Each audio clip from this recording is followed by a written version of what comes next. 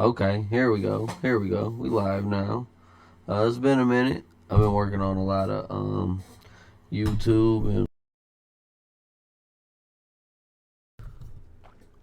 more than anything. So yeah, just mainly been doing that stuff and whatnot. Just doing a lot of Spider-Man being played for sure. I got some other videos coming up, but why we really here was to see the Melo's Hot Ones. I'm really excited for it.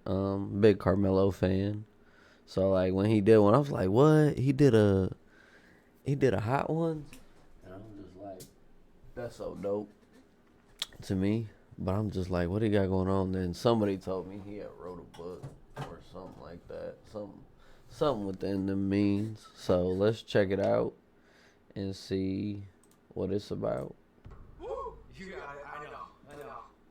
Hit the lap. Be careful about where you're tall. Watch out for the boom up there.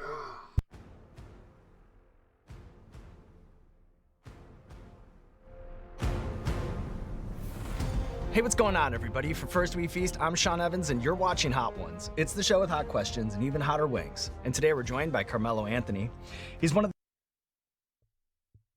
Sean Evans might be the coldest interviewer we have ever seen, as far as media goes. I just think he is really good with his questions, to be honest. I like his questions a lot though too. It really, like, he be finding some crazy off the wall stuff. Not like Noir or whatever, like him, but it still be some crazy stuff. the greatest scorers in NBA history, a 10-time All-Star and 3-time Olympic gold medalist. Vin, the Seventh Estate, is his global wine brand, and he has a brand new weekly talk show set to launch on December 7th called 7 p.m. in Brooklyn, co-hosted by longtime friend of the brand, the Kid Mero. We're excited for that. Carmelo Anthony, welcome to the show. Yes. How are you around spicy food before we get started? I'm all right. we gonna figure it out as we go. I'm good. I'm usually good with spicy food. I eat a lot of spicy food, and I like to dip and dab and see what's really hot. So Today, I guess we'll find out what's really hot. I hope so.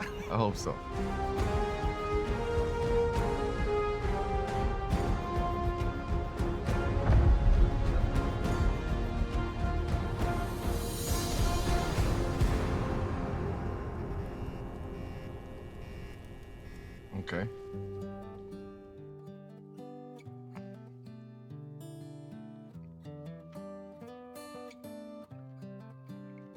You gotta eat the whole wing?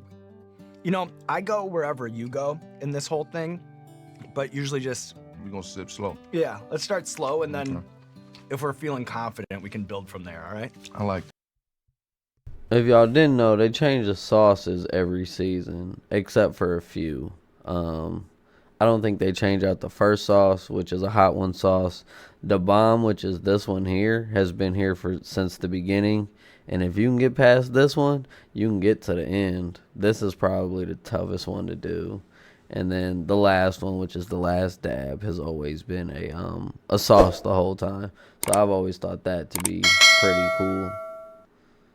But I like how they change them up every season.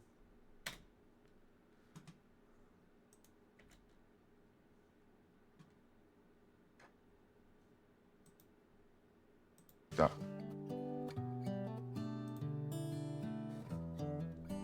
That was a little light. Yeah, there we go. A little light. So when I heard that you were I think they changed it too. Y'all let me know if y'all be watching up with this. launching a show with the Kid Mero, my first and immediate thought was that makes total sense. Do you remember the first time that you were introduced to him or his work, and then why'd you think you gel well together on a show? It was the culture. It was how he did it. It was how they did it. They was over at Vice. I was I was around at Vice at that time, and just seeing them how they was operating and seeing how they was moving, and kind of just setting the precedent for a lot of shows and content that we see today. Mero is an illustrious Hot Ones alum. We actually reached out with him to see if he could help us in preparing this interview, and he went above and beyond, actually sending a video question for you here on Wing 1. So if you look at the monitor, here's the kid Mero with a very important question for Carmelo Anthony. Yo, Melo, what's up? It's your boy, Kid Mero, the human do-rag flap. I'm here trying to get like you, bro. I'm trying to fill up this wine cellar with some fine vino. But check it out. I got a question for you, B. What is the official leather of dudes like us? Oh, You know the answer. I'm a Pele guy. It was just the swag. It was the leather. It was. Listen, everybody loves Pele coats. It's like, I guess, urban. We gonna call it urban. Love Pele coats. I've tried them on. They heavy. They are so heavy. I don't know how I really feel. I kind of like want one still, I guess. I don't know what kind. I wouldn't probably wear it that much, but I guess it's just a status thing of what it's always been. So I think Pele's are cool. Pele. The aura that that you exuded when you had a Pele on. See, that's exactly what I'm talking about. Sauce number 2 now. That's actually a really good wing. So you can go back and go for another bite? I'm going in, just because I'm kind of enjoying it, you know? Sauce number 2. From the Rec to Mount Royal to Court 77, which basketball court of your youth was the most significant in shaping you as a player, you think? I would say the 77 court.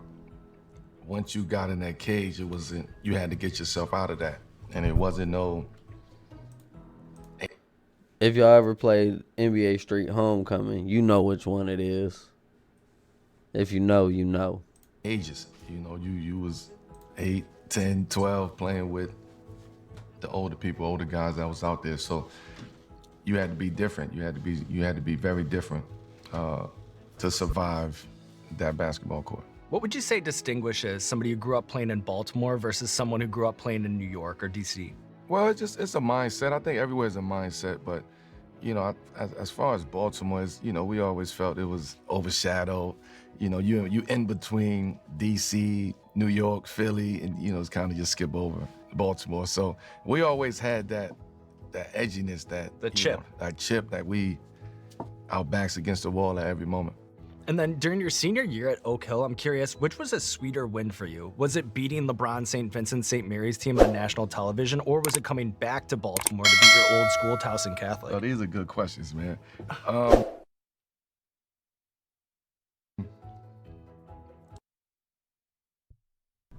See, even he know. They always good questions from the guy. Shout out to Sean. I want to do the Hot Wings Challenge one day. I think it'll be so dope to sit there and do it. It'll be so much fun. I mean, I'm not a spicy guy, though, but it'll be dope.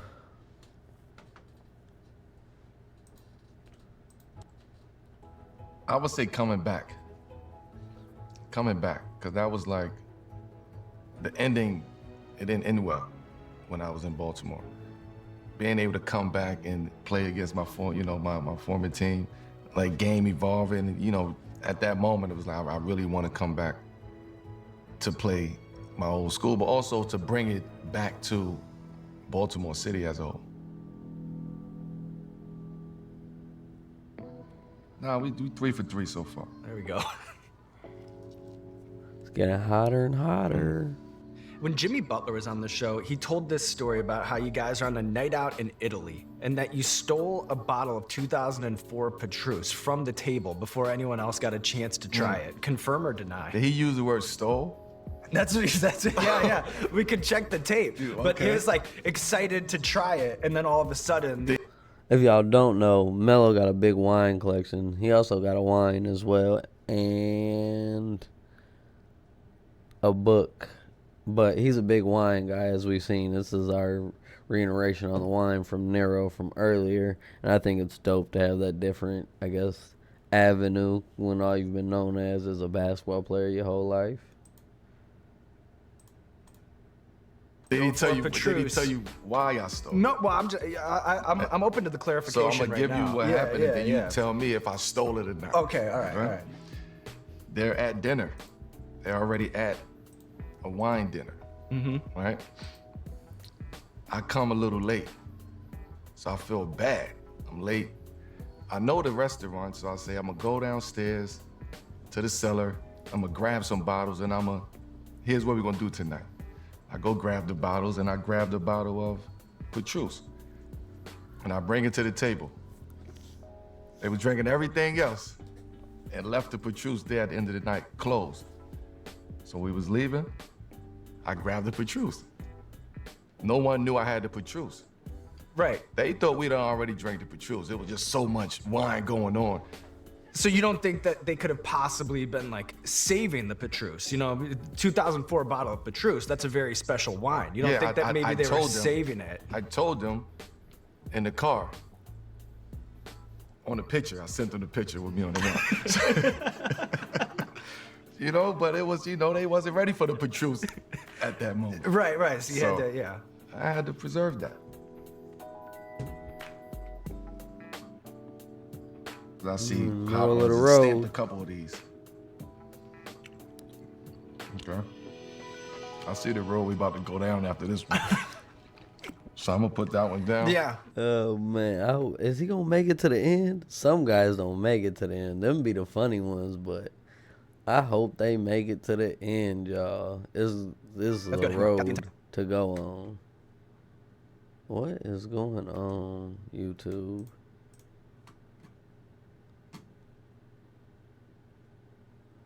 Y'all fucking my shit up. I had to preserve that.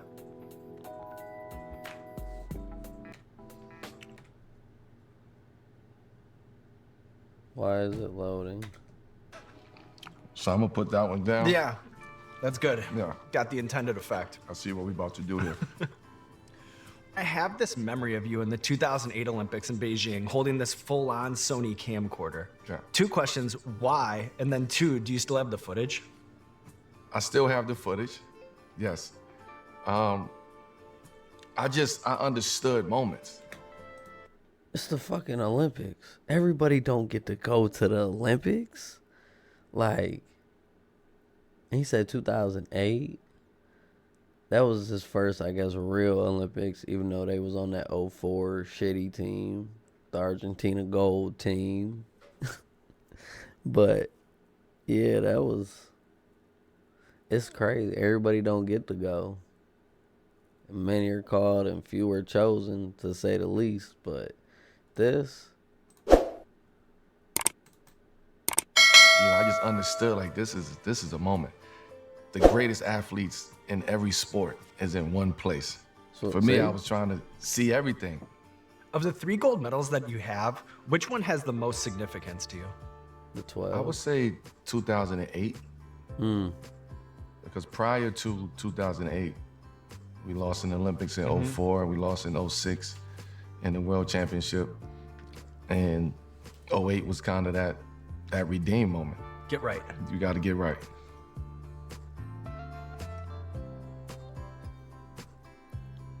I see the smirk. This one's a jump.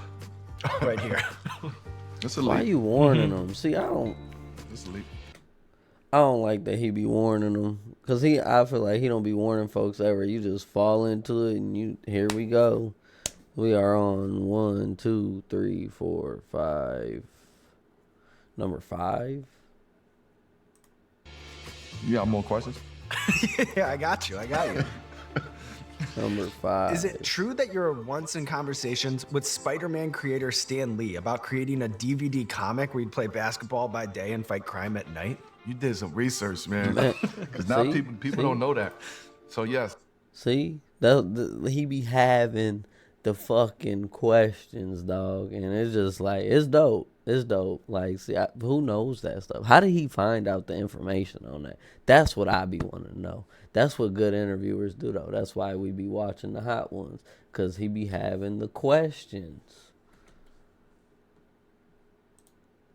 And big shout out to, Recipes of Standard. We had this conversation years ago, probably 03, 04. I went to his office, and he's like, I want to make you a character. He said, I want to create this character for you. I don't know what it is, but I'm gonna let you know what it is. And he actually he created an actual comic book. I can't find the shit, I don't know. I don't know where it's at, but the fact that Stan, he reached out to me at that point in time, so. Somebody find this man that comic book. He definitely need it. And we definitely need it. For us superhero nerds. I ain't a real big superhero nerds, but we like superheroes. Yeah, we was in the works on, working on, I wouldn't say it was a Marvel, you know what I mean? Yeah, but that's amazing. Yeah, so, the fact that we had that conversation, and that's more priceless to me than anything else. And then, is it true that The Wire was shot in and based on your neighborhood and that you'd casually walk by that iconic orange couch just like in your everyday life? Yeah, that was just, you walk to school, you see that, they filming, it was just everyday life, you casual. Oh, you wondering what the cameras is over there, what they shooting, why they shooting. You hear the back and forth of get out of here from the people that's actually living there to the actors in the set. And it was just a lot, but I mean, it wasn't about that neighborhood. It was just shot in that neighborhood, but the story consisted of guys and people that was connected to those neighborhoods. And then finally, is it true that Master P tried out for the Denver Nuggets during your rookie year? And if so, what, if anything, do you remember about that? That's a fact. Master P tried out for the Denver Nuggets. We actually had a little cool relationship, man, during preseason training camp. P was cold. He played with the Raptors, too, I think, during Summer League. And then he gave it all up, became a rapper and a CEO, and they call him the Ice Cream Man. Hopefully we get that documentary soon. He used to pull up in his limo to the practices, and, he was Master P, right? So that, he was one of the originals of kind of making that transition over from hip hop to sports and basketball in particular. So yeah, he's out there practice. I had Dennis Rodman there. Sean Kemp was there. Like I had That's an insane rookie year. Yeah, so it was like everybody was just, training camp was crazy that first year. Yeah. Here we go. I see the names are starting to get, they going from 1 to 2 to 3. I appreciate you bringing wine, by the way. Yeah, y'all was offering me milk. I'd rather have the wine than the milk. So I've heard you talking about your time in Denver as not only building a new team, but also changing a culture. Why was switching the jersey from navy to baby blue, why was that such a symbolic moment in your eyes? I just think the intersection of culture and now it's back to sports and hip hop and just the fan base at that point in time. And also the NBA was like, it was just looking for new energy and new identities. And, when we came in, it was just like, here's a perfect time to do that. One of my favorite throwback jerseys is Alex English #2, right? Denver Nuggets, that's one of my favorites. I actually wore it. You just felt it. You felt like the newness of Denver. You felt the organization was trying to go into another direction. Did you live in the same complex as the mascot Rocky? I did. That was my man. Rocky was my man. We lived in the same high rises, as each other. And I never knew that was him. He used to do the backward shot. Yeah. He was known for that. One day I'm after practice, I think I was injured, and I come back for treatment later on, and I catch him. I catch him with the helmet on. And I'm like, oh. I've seen you in the elevator before. Oh, you live in my building? He's like, yeah, I live in your building. I didn't want to break the news to you. So, yeah, I lived in the building with Rocky.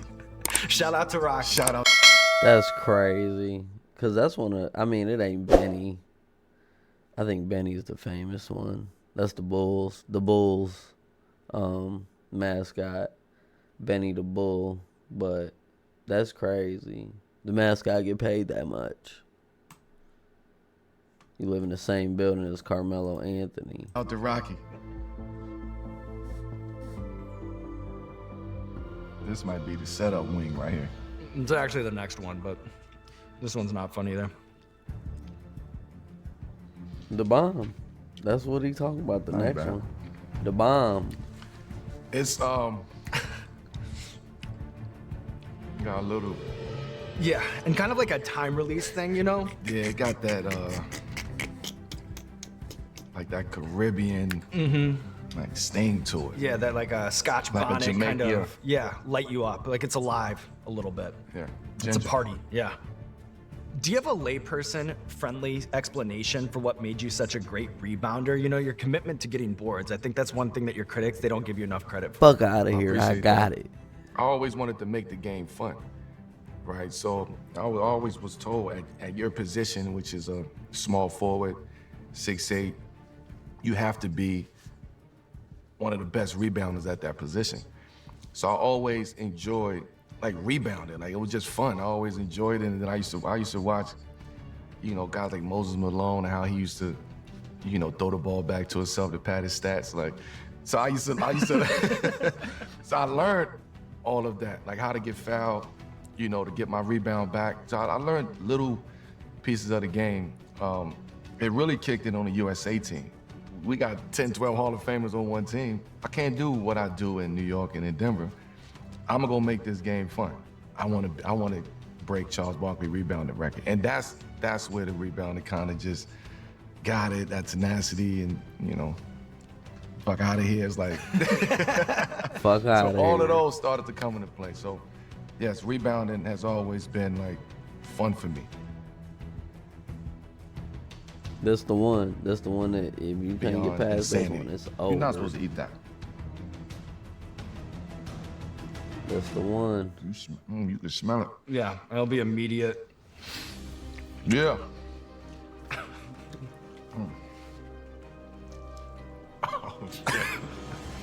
Listen, man, if y'all don't know the significance of the bomb, that means you're new to the show. The bomb dictates whether or not you gonna make it to them next two wings. Because the reaction we about to get out of this is the one everybody gets. And you either fight it or you lose. So let's find out if our man is gonna make it. Nothing fun through. about that. Oh, shit. All right. Here we go. And it kind of doesn't stop, you know? It just keeps growing. Pause. But I have to say, Melo, incredible composure from your side of the table over here. It's I think you're doing better at this than I am. Yeah. Quit lying. No problem.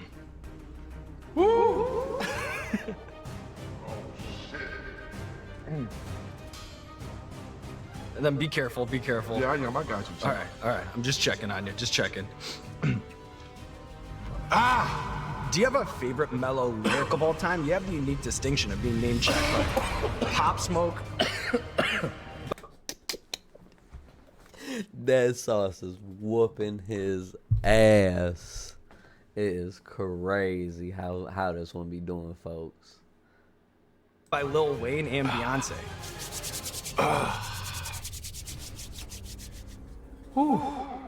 He got him crying. She got me crying. I know, me too. I ain't shed a tear in so long. Ooh. Fabulous had a great one. He said something like coming through with the thunder must have been Hoodie Mello, you know, on the Freddie and Jason release that him and Jadakiss did. So that was actually another one, you know, God damn, kid.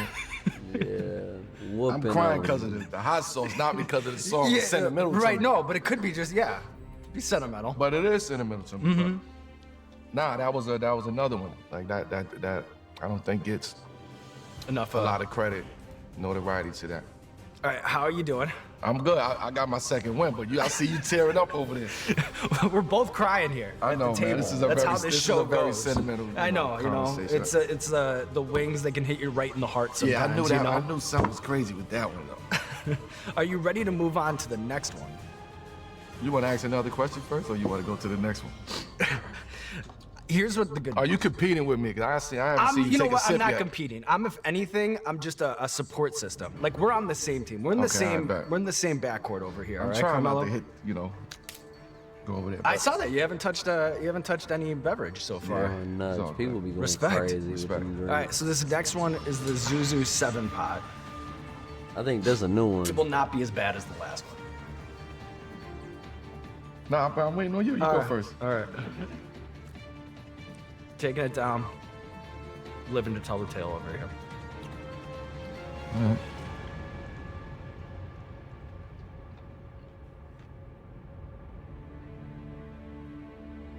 I see the setup though. Don't I see the setup? That don't even look Not bad. bad. But right, I wasn't lying. I wasn't lying to you. Nah, not bad. So the Big East has always been larger than life, but especially during your era. Where does going undefeated in the Carrier Dome rank on your list of career accomplishments? Top. It's hard to do, and I'm glad you asked that question because it doesn't get enough attention to that either. To go into a place like Syracuse, go 17-0 in the Carrier Dome and never lost. He one of the reasons why I wanted to go. If I was a basketball player, that was one of the schools I wanted to go to. It was Syracuse, Michigan State, UCLA. If I was a basketball player, them would have been my 3 schools to go to. And he the reason I wanted to go to Syracuse. I mean, the championship was great, but that's special to know that you did that. You know, you took it home. Do you remember what Coach Boeheim's reaction 'Cause you was always supposed to initially take care of home. when after you won the national championship, you were talking about staying at Syracuse so that you could keep, having fun and being the big man on He thought I campus? was bugging. Is that what he said? You bugging. No, he didn't say that. He told me that, said it in other ways, in Boeheim language. But I think at the time, people saw more in me than I did in myself. It was just like, I'm just gonna do this. All right, man, we won. All right, go on to the next. What's next? What's the next thing? I wasn't looking like in the future and trying to see what's going on. It was like, what's the... I wish Detroit would have picked him, though. His career, I feel like, would be so much different. And it would be highlighted more. But people don't, we like Melo, my age group, but, it's just like, bro, you ain't nothing but you was a great scorer, man. Nothing else, nothing less. But if he would have went to Detroit, he'd have a championship. He probably might have got 2 there with that group.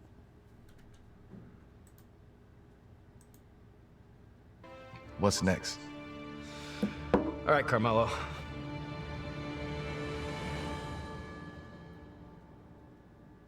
This one, Chloe, it's a brand new one, so I don't want to break the seal, so don't worry about it. You want this one? I gotta reach too far, don't Yeah. don't even worry about it. That ain't no tradition.